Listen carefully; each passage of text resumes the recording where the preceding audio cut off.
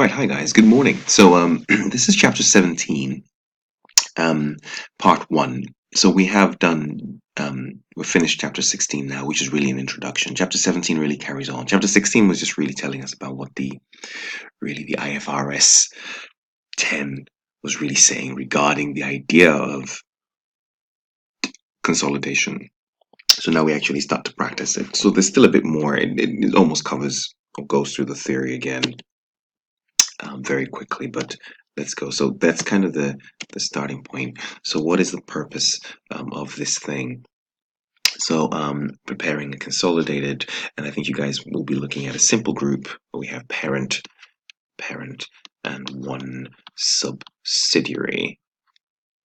We will also be talking about this idea of the non-controlling interest, and where there's two ways of looking at it. One, if you like, at fair value, which is, if you like, a recommended, um, one recommended. Probably, when I say recommended, it is the IFRS recommends, wants you to do it. I mean, this is old, but it's put in there for learning, because of course you want to be fair to the non-controlling interest. And I think I highlighted earlier on that the non-controlling, you could buy a company and probably, it's not all the time you'll own all of it, and if you don't have things at fair value, then they won't be getting a fair value for their for their for their investment ultimately. um, and it's also to do with this applying a uniform approach to all the assets in the organization, right? In terms of accounting policies, whatever. Then we discuss this matter of goodwill. And kind of see what's going on there. And I'm sure you've come across the concept of goodwill before, but we'll see it again. It's quite central to the preparation of our accounts. And then we'll also talk about the impairment of goodwill. I mean, goodwill, after all, is an intangible asset, and it's very much measured, as you can imagine, at fair value. And in your previous accounting studies, you know A is equal to C plus L, that if you have a fall in value, or an impairment, if you like, or if you like, I'm not going to say depreciation, but really a fall in value, or devaluation, I think is the right word, of something along the lines of A, for whatever reason, prudence requires that it falls in value, and in effect, you must also have, if you like, a fall in the equity interest in that organization. And so we see that because the nature of goodwill is that we have to review it. The standard on this, it's an intangible, IAS 38. You don't need to know this, but over time you'll come to know this, requires us to regularly review these intangibles to see if there's been a fall in value. It's almost part of a checklist. Otherwise, right, you'll be overvaluing the organization.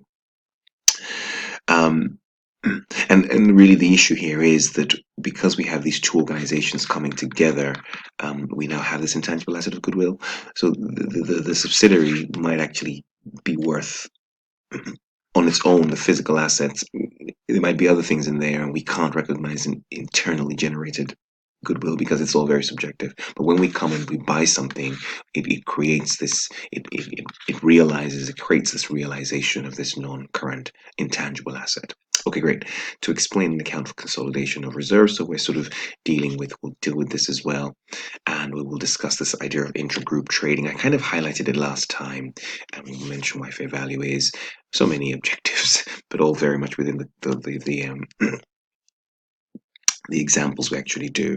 To talk about why we need to exclude intragroup items, I mentioned this last time, but as long as you know this now from the beginning, receivable payables, I talked about this issue of having departments. Yes, they can be having relationships between each other, buying and selling, blah, blah, blah, but we are only interested in what's happening external to the organization. Again, I highlight here, we can only show what the organization owes and what is owed. What the organization owes, um, and what is, or in effect, who are your creditors, in effect. So quickly carrying on, in the earlier chapter, again, I'll try and keep these as brief as we will have several parts, but I'll keep them short, make bite-sized sort of things. In the earlier chapter, we highlighted the fact that as a result of control, the substance, what's really about is that the subsidiary is ultimately a department within the parent, and so should be seen as such. Therefore, the basic principle of a consolidated statement is that it shows all the assets and the liabilities of the parent company. Right. So therefore, naturally, intergroup items are excluded, receivable payables, and you can only show what you expect. So we can only show revenue and purchases, revenue and purchase costs external to the new organization, receivables and payables external to the new organization. In other words, only third party items.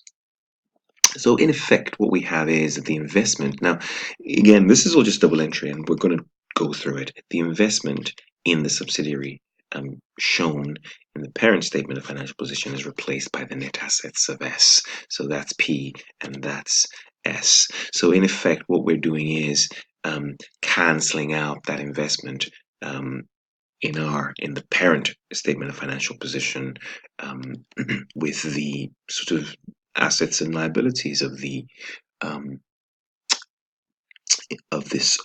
subsidiary and revert as a balance if you have one, and we'll see that, right. And this leaves really what we now have, and we now end up with this kind of financial position where we see the net assets of the whole group, if you like. You see some things here. But again, this is all, it looks like theory, but you'll see once we see an example. This is the share capital of the group, but I think they're little nice rules that once you know now, you'll never ever make a mistake.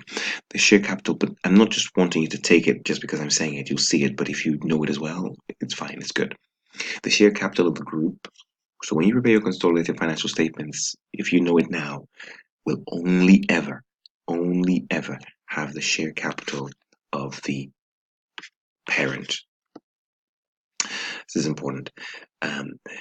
So you don't when you're looking at the subsidiary of course has an equity section, but you're not including that. I mean, we'll go through it why, but it's important that you just know it now, so you'll never try and add because we do a lot of adding across. You're not going to go and add the equity of the subsidiary to the equity of the parent. No, we do not do that. But that's just so you know. The retained profits, what we'll also see is that the retained profits comprising profit made of the group, that's so all of the parents, and then any profits made after acquiring the subsidiary, as you can imagine, right? Because ultimately, that's when you start, if you like, having a share in this organization, and gradually it'll kind of happen. So let's look at illustration 1. So this is a joint thing where you're also going into your text and using your textbook alongside these videos. It's revision, it's flip learning, call it what you want really. It's you actually working with me. So if you go to page illustration 1 in chapter 17, I'm just using the book that's maybe I'm using the 2009 sitting. It's the same thing, so it might be 381. I'm not sure for you, but just have a look at illustration 1. It's the very first thing that's coming up in chapter 17. So if you look at that, have a quick read. You can pause the video and have a quick read of the question or the scenario before but I'm just going to carry on. So what we have here in this illustration, if I come out of this, yes, I do want to keep those, and I come here. Yes. So what we have is this scenario where we have a parent company. Oh, brilliant. This is working. I was worried that I might not be able to write on this Excel spreadsheet. What we have is we have a parent company, and this is how, so you understand, it's just double entry. What we have here is a parent company, and this is its statement of financial position. As you can see, that's the parent, and that's the subsidiary. So the parent, of course, the big company, has its own non-current assets, but this is what's critical. It has, if you like, an investment. It's made an investment in this subsidiary. And this is all you would see in the day-to-day running of the business. They could have several investments, if you like, not just it might. I mean, why not? It could invest in other, if you like, in other assets, in other bonds, but it can also invest in the share. I mean, how do you own a business? By buying its share capital, isn't it? By buying shares in that company. So that's evidence of its purchase in that company. It has current assets, if you like, and then it has its, of course, its share, its equity section, and then it has its current or whatever liabilities. So ultimately, A is equal to C plus L holds true. Now, again, like I say here, the evidence, this investment really is the, if you were auditing this, you would, it's by looking at the shares of the organization that you would know. So technically, this is really, I'm just going to erase this. This is really, we're looking at share certificates ultimately. But what IFRS 10 is telling us ultimately is that, well, since you now own this organization, we don't just want a scenario where you're we're seeing the shares. We actually want you to show this subsidiary as part of your organization. So ultimately, replace this figure of 50, replace this um, 50 that you bought, that you're showing here as an asset, with, if you like, the assets and the liabilities they represent.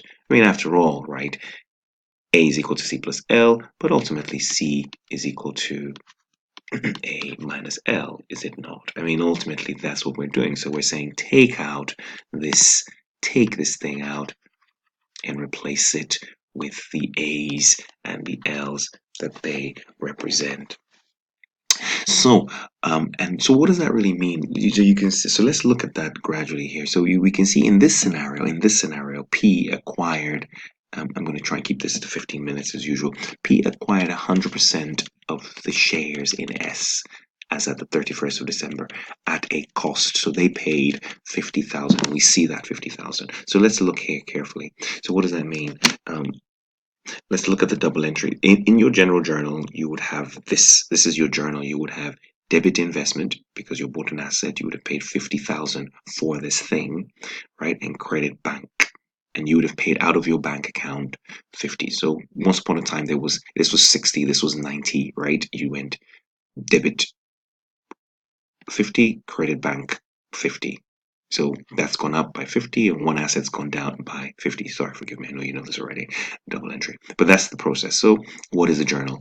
The journal says that being the investment, whatever, debit 50, credit bank 50, being the investment in, if you like, the shares of subsidiary or whatever it is for acquisition. And then what happens next? So what am I telling you? I've said this already. This investment of 50,000 is made up, right? Look at what is it made up of? What is C made up of? C is made up, if you like, of this 50 is made up of assets worth 90. We can see it here. Total assets worth 90 and liabilities of 40, isn't it? I mean, that's really what we have here. So we're not performing anything magical. We're just carrying out some exciting double entry, exciting double entry. So what IFRS 10 is in effect telling us to do is to replace, yes, to replace, I can't, it won't let me highlight that. I wanted to highlight that. Is in effect to replace our investment of 50,000. So replace this 50,000 here, replace it with, if you like, the physical assets of 90,000 and the physical, I can't spell, physical liabilities here of 40,000. So what is that journal? So ultimately it's telling me credit investment, bring that out. I mean, that's what this journal was. Take that out and bring into the organization, if you like, debit non-current assets. So these two together make the 90. Yes, those are the total assets, and of course credit the liability. I mean, because this net event is equal to this, replaces that 50,000. And that is the mechanism of consolidation, if you like.